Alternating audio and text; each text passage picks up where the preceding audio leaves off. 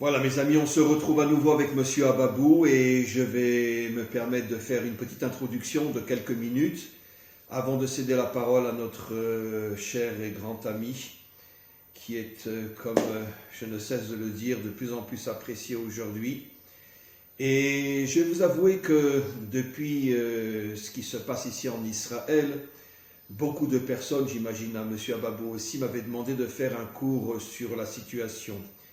Et j'ai voulu le faire, et puis après je me suis dit non, finalement je préfère le faire avec Monsieur Ababou. Ça sera beaucoup plus fort, beaucoup plus intense. Et c'est ce que nous allons faire aujourd'hui, un cours sur la situation, qu'est-ce qui se passe en ce moment. Je vais prendre la parole quelques minutes pour faire une introduction, puis après ça sera bien sûr une discussion entre Monsieur Ababou et moi. Je voudrais faire remarquer, évidemment, on ne va pas parler uniquement politique, car pour ça, il y a assez d'imbéciles qui le font. Je dis imbéciles parce qu'ils mentent tous, mais c'est pas grave, excusez-moi de parler comme ça, mais vous êtes, je pense, tous d'accord avec moi.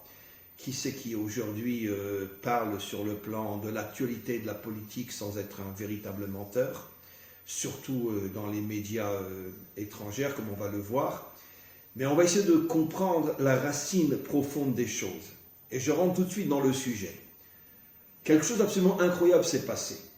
Le conflit avec le Hamas, la bande de Gaza, explose la dernière semaine du conte du Homer, juste avant le don de la Torah, qui correspond à la semaine de la royauté, la semaine de la Malchut. Ah, vous pouviez le dire vous aussi? Oui, bien sûr, évidemment. Alors vous le direz encore mieux que moi. On ne s'est pas consulté, Monsieur Ababou et moi, avant de faire ce cours, on n'a pas eu le temps, on est tellement pris avec nos problèmes. Et donc, ça explose juste la semaine qui correspond à la Malchut, la royauté d'Israël. Et comme par hasard, la bande de Gaza se trouve sur le territoire de Yehuda. Comme on le voit clairement dans la Torah, toute la bande de Gaza appartient à la tribu de Yehuda, qui est la tribu de la Malchut. Qu'est-ce qu'on comprend de là? Évidemment, eux n'en sont pas conscients, tout vient d'en haut. Mais on comprend, avec un message absolument inimaginable, que ce conflit, on pourrait parler des autres aussi, mais en tout cas ce conflit, est une allusion qui vient d'en haut, qui veut nous faire comprendre que nos ennemis font tout pour empêcher Israël de retrouver sa véritable Malchut. Exact. Voilà, qui est la Malchut du Mashiach. Exactement. Voilà. En vérité, nous le savons tous, et j'espère que nombreux parmi ceux qui écouteront, surtout chez les Bnei Adam non-juifs, je pense que vous le savez, le Hamas en vérité n'oserait jamais s'attaquer à nous s'il n'était pas financé par l'Europe. Je ne parle pas des peuples européens, mais je parle des dirigeants européens, par le Qatar aussi, par l'Iran, etc. Mais surtout par Édom, le dernier exil d'Israël. C'est eux qui sont cachés derrière, en vérité, toutes les attaques du Hamas contre nous, parce qu'ils veulent détruire l'État d'Israël, puisque c'est ça le grand conflit entre une partie du christianisme et Israël. Le christianisme, surtout européen, donc catholique, n'acceptera jamais que Israël puisse faire naître le Mashiach et délivrer le monde. Et donc évidemment, cette dimension est complètement cachée, mais nous le savons, et nous ne pouvons pas trop expliquer tout ce que nous savons, mais nous savons qui se cache derrière toutes les attaques contre Israël en Europe et partout dans le monde. Alors je voudrais juste rajouter, avant de passer la parole à notre ami, que en vérité, la bande de Gaza, sur le plan, on pourrait dire, biblique, a été conquise, donc a été volée à la tribu de Yehuda. Exactement. Par les Philistins. Exactement. Les grands ennemis d'Israël. Exactement. Maintenant, il y a quelque chose d'absolument extraordinaire. Déjà, depuis des millénaires, nos maîtres nous expliquent que les Philistins, en vérité, étaient des bâtards. Exact. Ça veut dire qu'ils viennent d'Égypte, et en vérité, il y a eu énormément, puisque l'Égypte était un pays complètement débauché, énormément d'adultères, sont nés des centaines, des milliers d'enfants bâtards. Un jour, les Égyptiens, en vérité, pour garder la belle vitrine, en ont eu marre, ont rassemblé tous ces bâtards et leur ont dit « dégagez ». Ils sont partis où? Comme l'Égypte est à quelques mètres de la frontière de Gaza, ils sont partis sur la bande de Gaza, et donc ils ont fondé une nation, mais en vérité ce sont en hébreu des mamzer. Et là, encore une ou deux phrases et je termine. Il y a un point commun énorme qu'expliquent nos maîtres entre les Philistins et Amalek. Exact, mais vous prenez tout ce que j'allais dire, Rav. C'est incroyable, vous êtes en train de... Excusez-moi. Puisque Amalek, comme on le sait, est un double bâtard. Exact. Bâtard adultère, bâtard inceste. Bien sûr. Et nos maîtres nous disent que seul le Mashiach arrivera à détruire Amalek. C'est ça. Et nos maîtres rajoutent dans le Zohar que seul le Mashiach arrivera à vaincre les Philistins. Exactement. Ce qui veut dire que le point commun, en vérité, les Philistins, c'est le Amalek de la terre d'Israël. Exactement. Et c'est pour ça qu'ils sont des bâtards eux aussi. Exactement. Et c'est pour ça qu'ils s'attaquent à la royauté d'Israël pour empêcher la venue du Mashiach. C'est ça. Allez-y, Chéran. C'est exactement ça. Mais vous le direz mieux que moi. Bon, alors allez-y. écoutez, d'abord, un point, il faut comprendre quelque chose de très important. Ce qui est le moteur du serpent de Bereshit, primordial, c'est Amalek. Amalek, c'est une force extrêmement incontournable, extrêmement puissante, qui s'auto-entretient et qui, à la limite, perd tout contrôle. Le but, c'est de séparer le nom de Dieu en deux, Yud et Vav et. Séparer complètement de manière à ce que... laisser Dieu en haut, mais qui voilà, ne se dévoile pas exactement. C'est-à-dire que le dévoilement de Dieu dans sa malchoute, ça veut dire dans sa royauté, que le Mashiach ben David doit annoncer et préparer, eh bien, non seulement ils sont contre, mais ils veulent détruire ce mécanisme depuis le début jusqu'à la fin. Qu'est-ce que c'est que les Philistins? Ce sont des Cananéens des Cananéens. Ce sont des êtres qui sont quelque part au niveau de la morale, au niveau de la source, absolument odieuse. C'est-à-dire que véritablement, ils sont même à l'égard de leur propre peuple. Oui, des assassins. C'est ça. Il y a des milliers de gens de Gaza qui sont dans les prisons, qui sont torturés à mort, les femmes violées, etc. Mais ça, on ne le dira jamais aux nations. Mais nous le savons. Bien entendu. Alors donc, ce qu'il faut comprendre, le point très important, c'est que lorsque Israël revient sur sa terre, c'est en fin de compte Adam Arishon qui se reforme sur la terre d'Israël. En tant que nation. En tant que nation. Alors, dans le mot Adam, vous avez le Aleph, je parle en hébreu, excusez-moi, le Dalet et le même, Adam. Or, tout le problème, c'est de séparer le Aleph du Dam. Ils veulent absolument séparer. Mais en faisant ça, qu'est-ce qu'ils font? Ils font le sang. Expliquez. En séparant le Aleph du Dam, ça fait, il reste sang. Il reste sang. Ils veulent faire couler le sang de Adam. Exactement. Et ça, c'est dans le Zohar, n'est-ce pas? Ils vont faire couler le sang de Adam de manière à ce qu'il jamais, au grand jamais, il n'y a la révélation. Le Aleph qui représente la lettre de l'unité. Bien sûr. Ils font tout pour qu'il y ait la désunion intérieure du peuple juif. Exactement. Pour que, justement, il n'y ait pas Adam, mais qu'il n'y ait que le sang qui coule. C'est exactement ça. Alors, évidemment, pour cela, alors on va reprendre exactement ce qui s'est passé. Vous avez des forces qui sont des forces horribles, qui sont des forces extrêmement rusées, comme les forces de Balaam et Balak. Les deux, si vous prenez les deux lettres de la fin, et des deux noms, ça fait Amalek, mais ça fait aussi Bilboul par les deux lettres du début. Ça veut dire Bilboul Amalek, c'est-à-dire que lorsque le monde arrive à un état de mélange nimrodien avec les forces de Nimrod qui reviennent dans ce monde-là, alors à partir de ce moment-là... Nimrod, c'est l'Occident. Nimrod, c'est l'Occident. Alors aujourd'hui, ce qu'on vit aujourd'hui, le grand mélange aujourd'hui, arrive à point nommé avec ce qu'on appelle le Hamas. Alors qu'est-ce que c'est que le Hamas? En un mot, c'est un état d'impureté. En hébreu, le mot Hamas veut dire vol. Oui, bien sûr. Ce sont des voleurs. Oui, on va y venir. Alors, le Hamas arrive à un niveau d'impureté, d'obscurité dans le monde tel que Dieu dit d'aille, arrêtez. Qu'est-ce qui se passe? Alors, je vous explique. Je vais reprendre un peu rapidement ici dans mon tableau de la semaine d'il y a quelques jours dont j'ai expliqué. Tout le problème, c'est que véritablement nous sommes dans le monde de l'obscurité. Et plus on tombe, plus l'humanité, plus l'universel tombe dans l'immoralité, et notamment l'immoralité sexuelle et tout le reste, la ruse, etc., notamment le vol, eh bien, à partir de ce moment-là, lorsqu'il atteint un certain niveau d'impureté, sort le Hamas. C'est-à-dire que le Hamas, c'est quoi? C'est le serpent de l'histoire, exactement. C'est la représentation de ce qui se passe dans le monde. Pourquoi? Parce que, alors maintenant, je vais vous expliquer un peu plus profondément, Rav. J'espère qu'on va me comprendre. Parce que la terre de Gaza est une terre figée, qui s'est figée. Ça fait partie certainement de la terre d'Israël. Potentiellement, elle sera réunie à la terre d'Israël, mais elle s'est figée. Pourquoi? Comme une femme qui attend son époux. Elle attend qu'Israël revienne chez elle pour donner des fruits. Regardez, avec la malchoute. Avec la malchoute. Regardez le coup. D'ailleurs, excusez-moi de vous interrompre, pendant toute l'histoire, même David et même son fils Shlomo ne sont jamais arrivés à reconquérir la bande de Gaza. Parce que ce n'était pas le temps. Voilà. Parce que, écoutez, lorsqu'on est sorti d'Égypte, les Hébreux sont sortis d'Égypte, il était question de passer par le territoire de Gaza, c'est beaucoup plus rapide. Dieu a dit à Moshe, mais attends, c'est pas le temps, tu vas pas brouiller les cartes, il faut attendre la fin de l'histoire. C'est toute une dynamique de l'histoire. Il faut d'abord que l'humanité, si vous voulez, elle tombe au niveau de l'impureté, à un tel niveau que le Hamas sort, le Hamas étant évidemment, vous l'avez dit, le serpent de Bereshit, eh bien ce serpent de Bereshit, il faut l'écraser, écraser la tête. Mais comment écraser la tête? C'est pas difficile, pas seulement par les armes, mais surtout,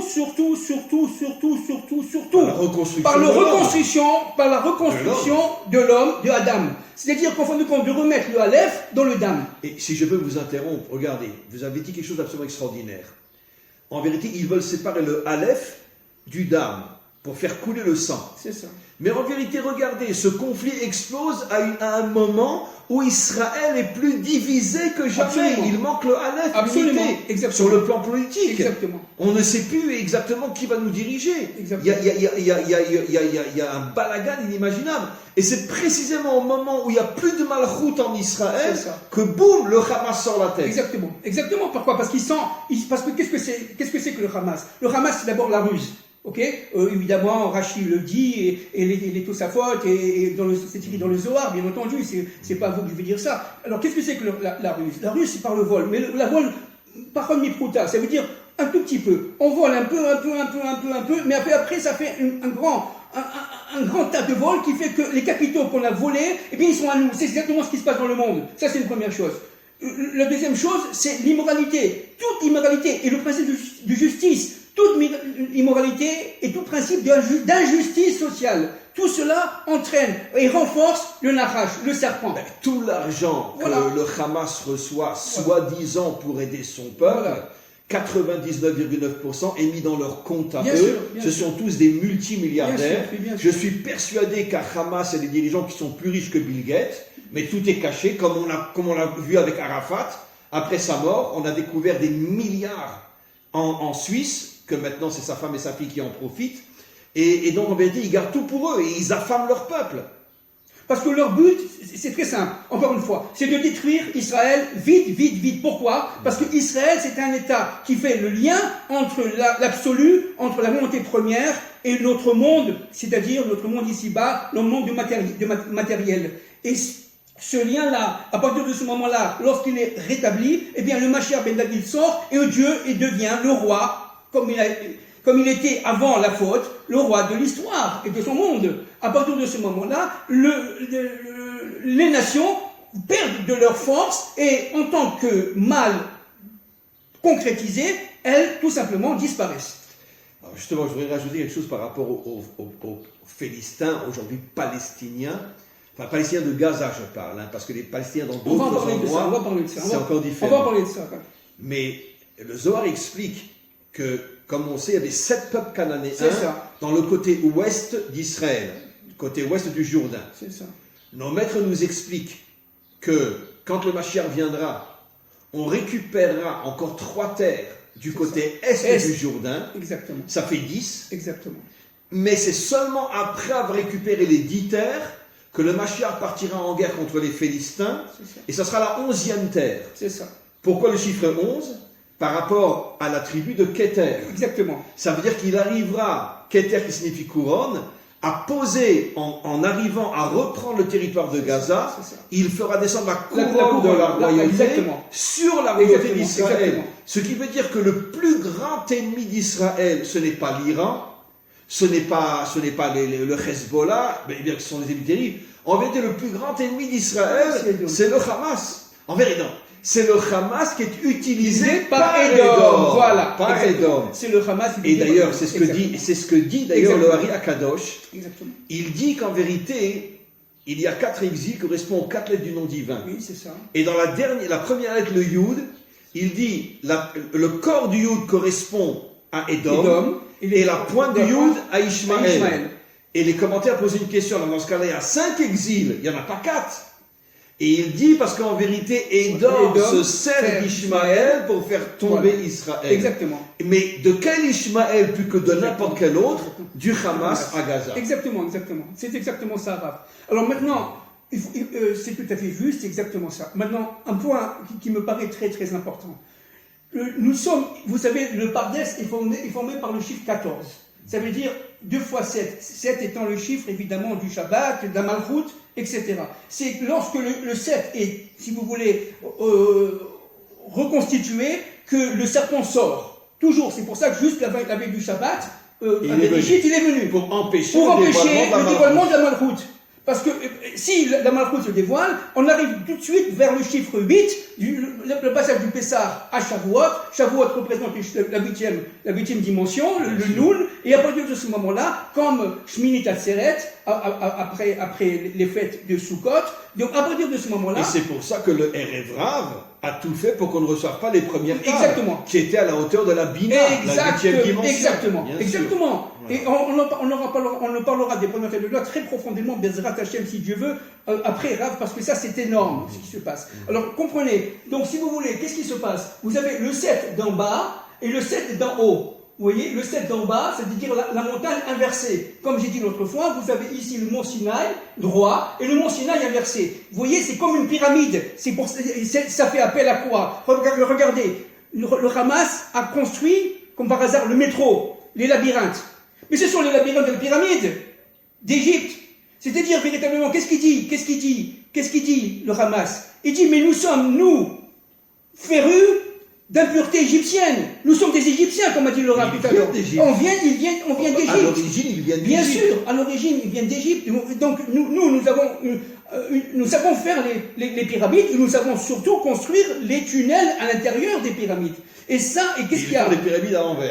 Mais c'est une pyramide, exactement. Et c'est une pyramide à l'envers. C'est-à-dire, véritablement, nous sommes là-dedans dans un dédoublement de la tête des Damarishon, si vous voulez. La tête d'Amarishon droite, et la tête qui est représentée par Moshe, et la tête d'Amarishon inversée, qui est représentée par Bilam. C'est pour ça que Moshe et Bilam, c'était en fait, dit le Zohar, le même personnage, au niveau de la fonction. Une fonction positive, une fonction négative. Car là où il y a le bien, il y a toujours son correspondant mal. Voilà. Bilam est le mal qui correspond au bien de Moshe. Voilà. Exactement. Bilam étant le mal qui correspond au bien de Moshe. Donc ce qu'il faut comprendre, quelque chose de très important, c'est qu'en fin de compte, Bilam, de sa bouche sort la bénédiction alors qu'il veut maudire. Pourquoi? Parce que c'est le côté Moshe, si vous voulez, en Bilam, qui devance Bilam. Vous comprenez? Il veut maudire, hop, ça sort la bénédiction. Et ça, c'est absolument fondamental. C'est-à-dire que ce qui se passe aujourd'hui, malgré les souffrances, les douleurs, la peur, tout ce que vous voulez, c'est une bénédiction. On est en train, tout simplement, d'accoucher du Mashiach ben David. C'est comme ça. C'est ça que je pense. Maintenant, un point très important. Le peuple palestinien, ce que les Français ont appelé, et ce que les Odom appelaient, les Russes ont créé cela en 1934. C'est le KGB qui a créé le KGB, etc. Ce peuple qu'on appelle palestinien n'a rien à voir avec les Arabes, n'ont rien à voir, ce sont les 7 peuples qui reviennent. Ce sont les seuls peuples bibliques qui reviennent. Donc vous avez les Girgashim qui, eux, ce sont les Cananéens. Ce sont les Cananéens. Ce sont les Gilgoul des Cananéens. Exactement. Ce sont les Gilgoulim, ils sont revenus. Ce sont les Gilgoulim, comment on dit Gilgoulim? Les réincarnations des Cananéens.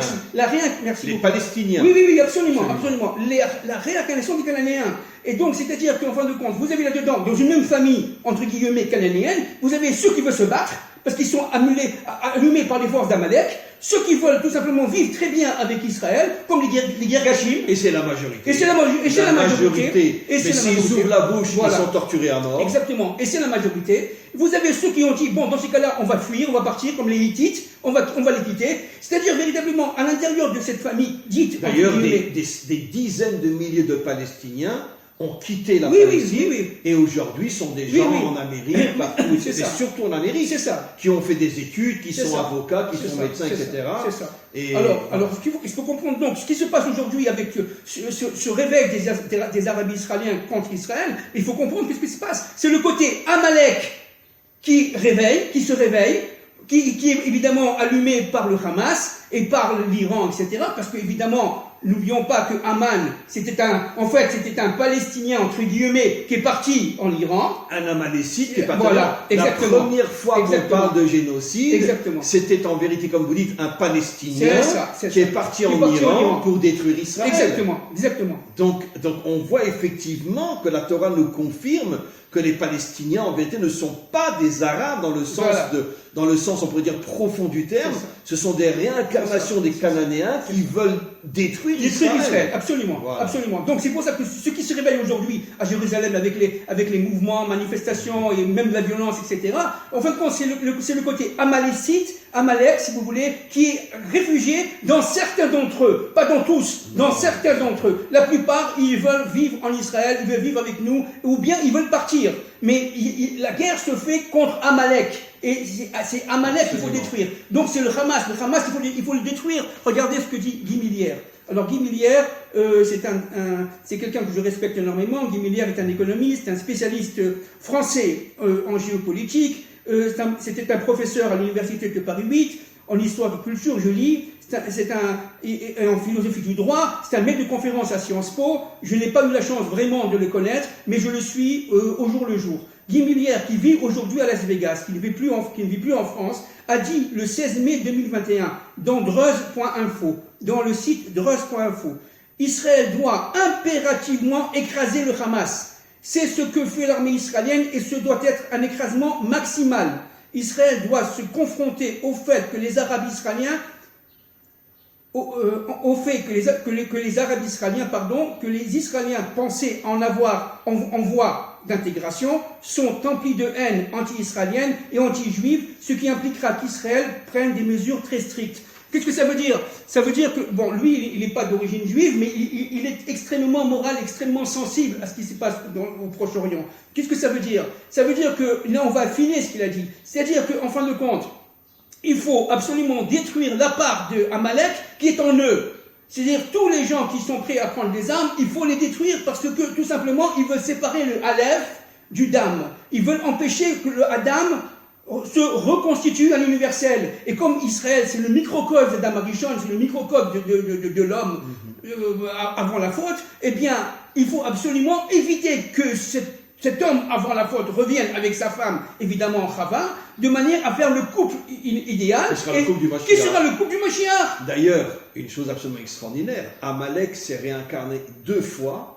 Une fois dans Édom avec Hitler, exactement, et une fois chez, entre parenthèses, Ishmaël, avec le Hamas ou tous ceux qui sont autour. C'est ça. Voilà. Ça veut dire qu'en vérité, Amalek, notre vrai ennemi, on pourrait dire, c'est même pas encore ni Édom ni Ishmaël, puisque nous disent que Ishmaël fera Teshuvah. Exactement. Et avec Édom aussi, la délivrance ira bien.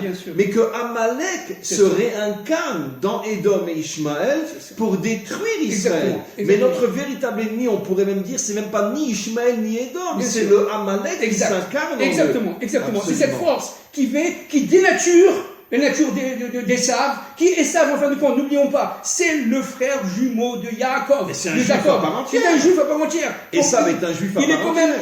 Il est quand même fils de Rivka, Rebecca en français, et de Isaac, Yitzhak en hébreu. Enfin, il faut comprendre que ce sont deux frères jumeaux. Donc il faut y avoir là-dedans, si vous voulez, dans Yaakov, il y a le côté Esav, Ésaü, et dans le Esav, il y a le côté Yaakov. Évidemment. Et donc, dans Esav, l'extériorité est Yaakov, donc il faut absolument que Esav reconnaisse Yaakov. C'est pour la raison pour laquelle on trouve aujourd'hui dans le monde, moi je le sais en français, un réveil inimaginable des nations. Absolument. Qui ne supportent plus ni leurs médias, ni leur gouvernement, et qui sont à 100% du côté d'Israël, parce qu'ils ont enfin compris qu'on leur ment. Exactement. Ça veut dire qu'en vérité, le peuple édomique, ou comme le peuple Ishmaël, est manipulé.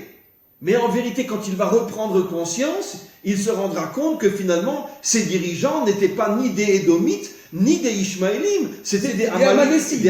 Exactement. Mais c'est pour ça, mais c'est exactement ce qu'on appelle la mondialisation aujourd'hui, tout ce qu'on a dit en économie, c'est-à-dire qu'en fait, quand les forces d'Amalek ont pris le contrôle du monde, ont pris le contrôle des structures et des systèmes, y compris bancaires, et économiques et sociaux et tout ce que vous voulez, de manière à phagocyter l'humanité et la rendre esclave.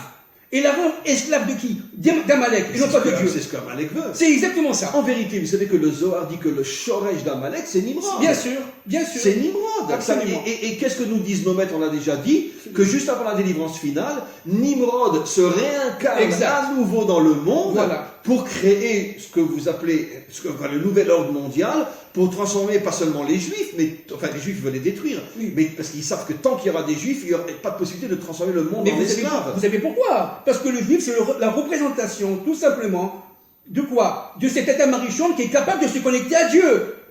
Bien sûr. C'est un peuple qui est intermédiaire entre le Dieu maître de l'histoire et bien les nations. Il faut rajouter, justement, c'est le point que je voudrais maintenant, avec votre permission, la deuxième partie de notre cours, bien qu'il faut rajouter que là aussi, au niveau du peuple juif, pas tous ceux qui se prétendent juifs sont des juifs authentiques. Mais bien sûr. On est infiltré par énormément d'ennemis que les nations ont infiltrés en nous. Dont Amalek.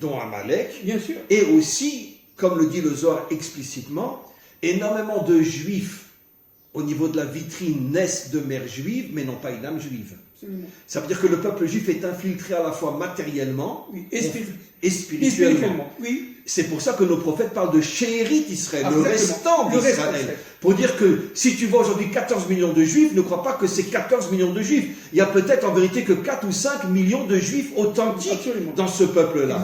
Qu'on appelle Shérit Israël, les restants d'Israël. Et parmi eux, vous avez les combattants. Les combattants qui, eux, sont prêts à prendre, entre guillemets, les armes de la parole, mais aussi les armes de l'armée militaire pour pouvoir détruire Amalek. Alors justement, sur ce point-là, regardez, c'est un point très délicat, très sensible. Je fais une introduction et je vous cède la parole. D'abord, je voudrais dire à tous ceux qui nous écoutent parmi le monde Bnei Adam que je n'ai pas besoin de vous rappeler que vos médias vous mentent d'une manière inimaginable. Je n'arrive même pas à parler, je n'arrive pas à le dire parce que je n'arrive pas à retenir ma colère. Non. Les mensonges des médias en France et dans toute l'Europe, j'oserais dire que c'est un crime de la hauteur de Hitler. C'est un crime de la hauteur de... On assassine véritablement Israël en l'accusant de choses qui n'existent pas. J'écoutais la radio ce matin, j'étais dans la voiture, je me rendais quelque part, et a parlé un général de l'armée, et le journaliste israélien, bien sûr, lui posait la question, donc alors, etc. Bon, on en arrive au fait que le général dit, et évidemment nous on sait que c'est vrai, que l'armée israélienne, bon, il y a des fois des accidents, mais fait tout pour ne pas toucher les civils. Jusqu'à risquer ses hommes. Jusqu'à risquer ses propres hommes. Absolument. Pour ne pas toucher les civils, il ne touche que les représentants du Hamas. Absolument. Voilà. Il y a eu des accidents pour Vécham, mais très peu. Très peu. Lui-même a rajouté, et ça je voudrais vraiment que vous l'entendiez mes amis, imaginez-vous que ce qui nous arrive à nous, même le centième de ce qui nous arrive à nous, se passait en France, se passait en Allemagne, se passait dans n'importe quel pays du monde. Quelle serait la réaction? En Russie. En 2 jours, il n'y a plus rien de la bande de Gaza. Il n'y a plus rien. Éliminé, mort, fini, hommes, femmes, enfants, nourrissons. Et qu'il y en ait un qui ose me dire le contraire. Mais notre général disait, parce que nous, je vais dire quelque chose de très très grave, on est des pauvres types, parce que je ne suis pas d'accord avec lui. Nous, on fait tout, on met même nos soldats en danger pour ne pas toucher les civils, on ne touche que le Hamas, etc., etc. Voilà. Ça, évidemment, personne ne le sait dans le monde. Mais nous, on le sait. Par contre, eux, ils tirent sur nos femmes, sur nos enfants, sur nos nourrissons, etc. Et c'est nous qui devons arrêter. Mais bon, le monde entier est contre nous, on le sait, puisque c'est Édom. Ma question est la suivante. Quand j'ai écouté ce général ce matin, bien sûr j'ai beaucoup de respect, évidemment, mais j'avoue franchement que je n'arrive pas à comprendre. Parce que on ne s'en sortira jamais. On va dans quelques jours, j'imagine, faire un cessez-le-feu. Les Européens vont envoyer sous la table des milliards au Hamas, le Qatar des multimilliards, l'Iran des multimilliards. En quelques mois, ils reconstruisent tout ce qu'on a détruit. D'accord? Et ça recommence. Moi, ce que je voudrais comprendre, et je m'excuse parce que je vous choque peut-être avec ma question et je ne vous ai pas préparé, c'est qu'est-ce qui fait dans la nature de ce peuple que, je vais dire quelque chose de très très très très très grave, mais je l'ai déjà dit 1000 fois, on est les seuls cathos sur la terre. On est les seuls catholiques sur la terre. 2 milliards de chrétiens ne sont pas aussi catholiques que nous. Puisque nous, on est les seuls qui disons quand on te frappe sur une joue, dans l'autre joue. Puisqu'on ne fait rien pour mettre fin réellement à ce conflit. L'armée américaine, en un jour, ils auraient détruit les 2 tiers de la population. Comme ils le font partout, mais personne n'en parle. Parce qu'on a peur d'une réaction américaine, comme ils l'ont fait en Afghanistan, et tous les massacres qu'ils ont fait en Irak. Ils ont détruit des dizaines, des centaines de milliers de civils pour pouvoir détruire les infrastructures militaires qui se trouvaient au milieu des civils. Israël, non. Le général disait, ce matin, et j'ai terminé, que toutes les infrastructures souterraines du Hamas sont sur à peu près plusieurs kilomètres. 150 kilomètres. Et aujourd'hui, on est arrivé à détruire que 20 ou 30 ou 40 ou 50 ou 100 mètres sur les 150 kilomètres. Non, ou 1 kilomètre, je ne me rappelle plus. En tout cas, quelques pourcents. Et il dit pourquoi? Parce que la plupart des infrastructures sont sous les maisons des civils. Donc on ne peut pas faire tomber, on ne peut pas tirer des bombes sur les civils. Mais moi je pose une question. Mais eux, ils tirent sur nos civils. Et nos maîtres nous disent, celui qui vient pour te tuer, devance-le et tue-le. Mais qu'est-ce qui nous est arrivé? Qu'est-ce qui nous est arrivé? Que eux tuent nos enfants et nous, on ne peut pas se défendre? Qu'est-ce qui nous est arrivé? Bon, alors, je vais essayer de répondre. Pourquoi on est devenu le seul peuple catholique sur terre, c'est les Juifs? Alors, je vais vous expliquer, Rav. On tend toujours l'autre joue. Je vais vous expliquer. Nous avons vécu, enfin, humblement, ce que je peux comprendre, nous avons vécu 2000 ans sous la domination des Sables, notamment, ou d'Ishmaël, entre guillemets. Nous avons vécu véritablement dans des différents exils. Nous sommes revenus avec un esprit exil. Nous sommes revenus encore en galoute dans notre tête.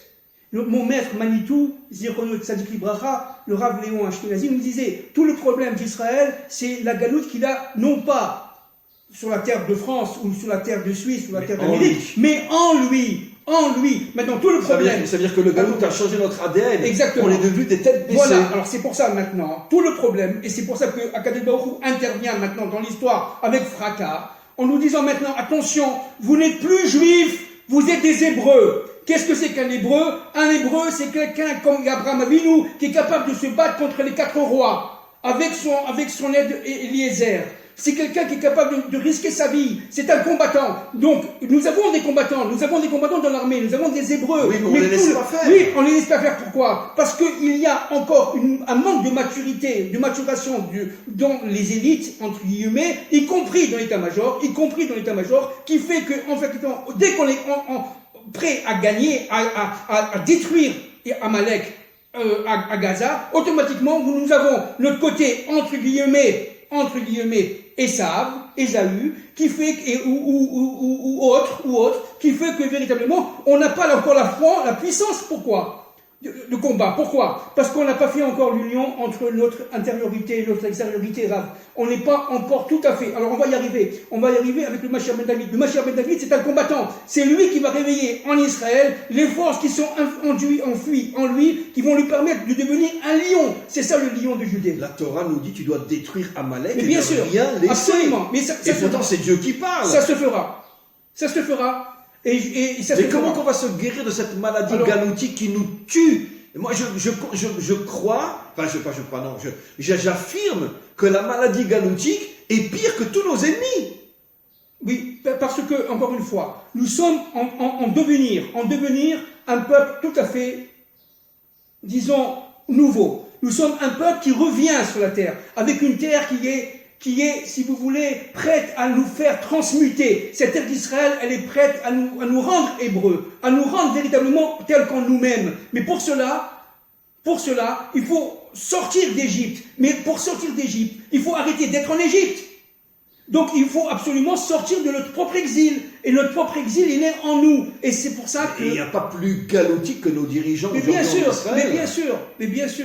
Alors, Ils sont toujours en train de voir qu'est-ce que vont dire les Américains, qu'est-ce que vont dire les Français, c'est qu'est-ce tout que le vont dire problème. les Belges. C'est tout le problème. Alors, c'est pour ça que Akadosh Baruch Hu, il intervient. Et si ça n'est pas fait cette fois-ci, ça sera très bientôt. Peut-être que Akadosh Baruch Hu va allumer le Hezbollah dans le nord. Peut-être qu'il va y avoir une guerre sûrement d'ailleurs, entre l'Occident et l'Iran. Et c'est écrit dans les prophètes. Et donc, on n'a pas tout à fait le plan exact, parce que nous, tout simplement, nous ne sommes pas Dieu. Ça, c'est dans le traité Avodah Zarah, le premier daf, première page, il est dit que Édom va s'allier à la Perse et l'Iran pour attaquer Israël. D'accord. C'est ce que Biden est en train de faire. Oui, absolument. C'est ce que font aujourd'hui les démocrates. Ils sont en train, avec le sourire et genre, on va protéger Israël en cachette. Ils sont en train de refinancer. Pardon. C'est pour ça qu'il nous laisse en guerre. Voilà. Biden dit non, vous pouvez attaquer le Hamas. Parce que derrière notre dos, il est en train de ressouder les liens avec l'Iran. Exactement. C'est-à-dire, vous comprenez bien que c'est la ruse du serpent. Le serpent est très rusé. C'est le porc qui montre ses sabots. Exactement.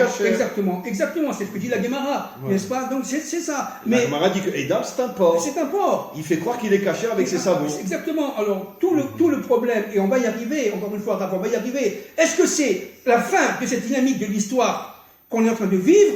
Oui ou non? Si c'est oui, alors automatiquement devront s'allumer les conflits dans le nord, devront s'allumer le conflit avec l'Iran, et donc devront s'allumer la guerre de Gog et Magog. La dernière partie, parce que la guerre de Gog et Magog, c'est en fin de compte, elle a commencé depuis 14-18, entre parenthèses. C'est 14-18, la guerre de Magog. 14-18, d'accord? Le Rabbi Lubavitch l'avait dit. Ah bon? Que la première guerre mondiale, c'est le début de la guerre de Gog et Magog. Exactement, je ne savais pas. Voilà, la première guerre mondiale, c'est le début de la guerre de Gog et Magog, elle a un début, un milieu, malheureusement, c'est la seconde guerre mondiale avec la Shoah et tout le reste, parce qu'il n'y a pas que la Shoah des Juifs, et aussi les Tziganes, etc. Mais aussi, vous avez le troisième point, qui aujourd'hui, c'est la dernière phase de cette guerre de Gog et Magog, qui va se terminer véritablement avec un fracas incroyable dans le monde entier, parce que c'est le monde entier qui doit sortir d'Égypte. Vous comprenez, c'est pas seulement Israël. Alors pourquoi on n'est pas sorti d'Égypte? Maintenant, je vous explique. Parce que, tout simplement, nous sommes le microcosme de l'universel qui n'est pas encore sorti d'Égypte. Donc, pour sortir d'Égypte nous-mêmes, il faut qu'on accompagne l'universel qui, lorsqu'il sortira d'Égypte, on sortira d'Égypte, et réciproquement. C'est parce que, tout simplement, on est le microcosme du monde, on est le microcosme de l'universel, Rav. Donc, on ne peut sortir d'Égypte qu'à la fin du temps de l'histoire, lorsque Dieu nous donnera le feu vert de sortir d'Égypte. Qu'est-ce que ça veut dire? Ça veut dire lorsque véritablement les forces d'Amalek seront détruites par la guerre de Gog et Magog. C'est ça le projet. Alors, est-ce que c'est maintenant ou est-ce que c'est plus tard? On ne sait pas, c'est dans le Zohar dit que c'est la prunelle des yeux de Dieu, c'est caché dans les yeux de Dieu. Il n'y a que Dieu qui connaît la fin, le jour de la fin. Et d'ailleurs, nos maîtres disent dans le Talmud que le Mashiach viendra quand plus personne n'y croira. Exactement. Où il viendra d'une manière qui est complètement au-dessus de notre compréhension. Exactement. Vous savez pourquoi? Parce qu'on va atteindre le 50e degré de la Bina, qui est au-dessus de la compréhension humaine. Au-dessus de la compréhension humaine. C'est pour ça que ça me rend toujours fou quand, malheureusement, ça fait des millénaires qu'à chaque fois que dans notre peuple, il y a toujours des idiots qui pointent le doigt et qui disent ça c'est le Mashiach, ça c'est le Mashiach. Ils crachent sur la Gemara, ils crachent sur nos maîtres. Puisque nos maîtres disent clairement le contraire. On ne sait pas qui sera le Mashiach. Il viendra d'une manière qui est complètement au-delà de notre compréhension. Absolument. Donc ce sont vraiment des anti-Torah inimaginables, tous ces gens qui dans chaque génération disent ça c'est le Mashiach, ça c'est le Mashiach. Non, tout simplement parce que le Mashiach, c'est qu'est-ce que ça veut dire? C'est matzmiach en hébreu. C'est-à-dire, véritablement, c'est une plante qui germe et qui prend, jusqu'à toute l'histoire. Le verset dit Ish Tsema ou Mitarta Vitzma. Voilà, c'est ça. Mitarta Vitzma. C'est exactement ça. Donc, c'est-à-dire qu'en fin de compte, ou matzmiach est à. Qu'est-ce que c'est que le Mashiach? C'est le fait qu'en fin de compte, le pardien se reconstitue complètement. Et il transforme l'obscurité en lumière. Ça veut dire que ce monde-là, qui est le monde de l'obscurité, devient le monde de lumière. Hachem est Echad. Mais bien sûr. C'est-à-dire il est dans l'unité totale, même dans le mal. Qui c'est qui dit Echad? C'est l'universel. Bien sûr. Nous, on dit Shema Israël, et l'universel dit Hachem Echad. C'est ce que dit Rashi. Cher ami, pour conclure, je voudrais conclure sur un point optimiste. Oui, de toute façon. Non, c'est vrai qu'en principe ça devrait être tout, parce que moi je suis ashkénaze, alors je ne peux pas être optimiste. Parce que c'est le défaut des ashkénazim, ils sont très pessimistes. Mais moi je ne suis pas ashkénaze, je suis marocain. Quoi qu'il en soit, Donc en vérité, si on, comme on l'a suggéré, et je vous laisserai la parole pour conclure ce magnifique échange, finalement, c'est sûr que, vu de l'extérieur, c'est vrai qu'on souffre énormément. On a des enfants qui sont morts, on a de nombreux blessés, des adultes qui sont morts. Il y a eu dans les manifestations... N'oubliez pas, Rav, excusez-moi de vous interrompre, les 45 qui sont morts juste avant. Oui, à Méron. À Méron, 45, il y a Adam et Géoula. N'oublions pas. Hein. 45, il y a Adam et Géoula. Bien sûr, bien sûr. Encore donc. En vérité, magnifique ce que vous avez dit. On voit que derrière la vitrine, Hachem est en train de nous envoyer des allusions. Des allusions. Que, en vérité, c'est tellement les allusions, par exemple, comme 45 morts à Méron, Géoula. C'est ça. Le Hamas nous attaque pendant la période de la Sphira de Malchut. Et donc, qu'est-ce que Hachem est en train de nous faire comprendre?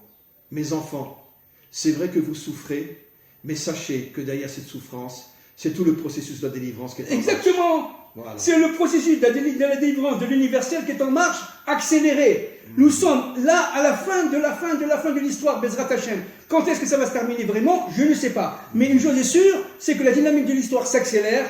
Nous sommes là actuellement au niveau économique, social, politique, dans le monde entier, etc. On a été confinés, on a reçu le virus et tout ce que vous voulez, tout simplement pour nous dire la chose suivante. L'humanité doit devenir une. Elle s'est confinée ensemble. Et à partir de ce moment-là, l'humanité doit devenir une, comme Israël doit devenir un. Et l'union, le mariage entre Israël et son Dieu est contingent au mariage d'Israël avec les nations. Dieu étant ici, si on peut se permettre, masculin, Israël étant féminin, elle va recevoir de Dieu, et après ce moment-là, elle devient masculin, et les nations vont devenir féminines, elles vont recevoir d'Israël. C'est ça le plan de l'histoire. Donc nous sommes ici maintenant dans un mécanisme extrêmement optimiste. Je rajoute pour ne pas mal comprendre, comme j'ai expliqué dans de nombreux cours, que la féminité dans son essence est parfois au-dessus de la dimension masculine. Absolument. Ce qui veut dire qu'il y a des qualités dans les nations que même Israël n'a pas. Absolument. Mais attendez, excusez-moi, Rav, qui c'est qui va faire la Géoula Shelema? Ce sont les forces d'Esther. Ce sont les forces d'Esther qui vont faire l'inforou. Il y a eu un Purim. Il y aura un Purim de l'universel. Et c'est-à-dire qu'en fin de compte, nous sommes actuellement en train de vivre le Pessah de l'humanité. Il va y avoir un Yom Kippour de l'humanité, mais entre-temps, il y a Hanouka, ça veut dire le combat des Kohanim, des Hashmonaïm, des Hasmonéens contre, évidemment, les Grecs, contre Édom, et de l'autre côté, en plus de ça, il va y avoir, évidemment, Purim, avec Amalek, qui est tout simplement mis en joue par les forces de Esther, et qui va faire transmuter Arachvérosh. N'oublions pas que Arachvérosh, au début, il était ennemi d'Israël, tout ce que vous voulez. À la fin, il a détruit Amalek. N'oubliez pas que c'est Arachvérosh qui a détruit Amalek, c'est pas Israël. Grâce au fait que Esther est cachée, grâce à ses forces cachées à l'intérieur. Ça confirme tout ce qu'on a dit. Exactement. Ça confirme qu'en vérité, il faut aider les nations à se débarrasser de leurs leaders qui sont amalécites. C'est exactement ça. Ça. Et les nations vont revenir et s'unir à Israël. Exactement ça. Même Ishmaël. Mais bien sûr. Puisque nos maîtres nous disent que Ishmaël fera teshuva. Mais bien sûr. C'est-à-dire qu'en fin de compte, parce que Ishmaël est manipulé par les forces amalécites. Oui, ça, ce sont les forces de Esther. Et Esther étant Sarah. Et Sarah, évidemment, étant la femme d'Abraham Avinu. C'est-à-dire que Sarah, il devient Sarah, et Abraham devient Abraham. Et c'est tout la dynamique de l'histoire qu'on est en train de vivre. Donc il faut être extrêmement heureux. La vérité, il faut prendre la Torah et danser dans la rue. Je vous dis franchement. Mais seulement, c'est vrai qu'au niveau extérieur, on est tout simplement confinés, on est dans les abris, on a peur, on entend les sirènes, mais ça, ce n'est que l'extériorité. Dans l'intériorité, tu dis attention là. Et n'oubliez pas que les 45 sont partis de Méron, et c'est lié directement à la formation d'Adam. Et Amalek qui veut séparer le Aleph du Dam n'arrivera pas. C'est parce qu'on est carrément arrivé au temps de la mort d'Amalek. On est arrivé au temps de la mort d'Amalek. Écoutez, chers amis, une fois de plus, on va remercier Hachem de nous avoir aidés à transmettre un cours. Je le remercie une deuxième fois. Heureusement que je n'ai pas fait ce cours seul et que j'ai attendu qu'on puisse se rencontrer parce que... On n'a rien préparé. Je sais qu'on n'a rien préparé, mais c'est Hachem qui nous prépare. Et cher ami, vraiment, merci. Et je mets ce cours demain. je le mets sur le site. Aujourd'hui, j'en ai un autre à mettre, mais demain, je mets ce cours sur le site et je le laisserai jusqu'à dimanche soir pour que vraiment des milliers de personnes puissent l'écouter. Non, vous ne laissez pas après, pour après aussi. Oui, mais j'en mets pas un autre jusqu'à dimanche soir. Il sera jeudi, vendredi, pour les Bnei Adam, Shabbat aussi, et dimanche. Je vais laisser 4 jours sans autre cours, de manière à ce que des milliers et des milliers de personnes puissent le voir, et parce que c'est vraiment un cours extraordinaire, et on terminerait une fois de plus sur cette Oda'a, sur ce remerciement. Hachem, nous sommes convaincus que toutes ces épreuves sont en vérité uniquement l'habit de la délivrance finale. Nous te remercions, Hachem, d'amener ton peuple et l'humanité tout entière à la délivrance finale. C'est un acte d'amour, c'est un acte d'amour. Ça paraît incroyable, mais c'est un acte d'amour. Akadosh Baruch Hu, il aime Israël, et à travers Israël, il aime l'humanité. C'est donc un acte d'amour, c'est un mariage qui est en train de se faire. Il veut libérer l'humanité tout entière de Amalek, qui domine le monde depuis des millénaires. Exactement, il veut dominer, il veut détruire le mal dans l'histoire. Bien sûr. Et le mal est concrétisé par ce moteur du serpent qui s'appelle Amalek. Voilà. Merci beaucoup, et on se retrouve la semaine prochaine. Bezrat Hashem, si Dieu veut. Merci beaucoup.